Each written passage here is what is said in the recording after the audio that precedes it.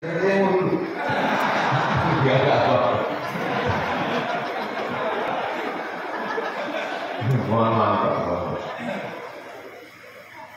ketika membayar zakat juga begitu, seperti sapu lidi.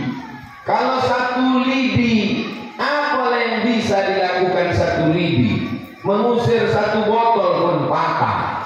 Tapi kalau diikat dia menjadi sapu lidi, jadi membayar zakat pun juga berjamaah, sholat berjamaah, puasa berjamaah, berzakat berjamaah, haji. Bisa orang sendirian ke Padang Arafah. Mau kemana Pak? Saya mau haji. Yang lain? Enggak, saya duluan aja. Enggak bisa. Mesti berjamaah tanggal 9 Zulhijjah. Tidak bisa mentang-mentang presiden, mentang-mentang gubernur, mentang-mentang camat, apalagi RT.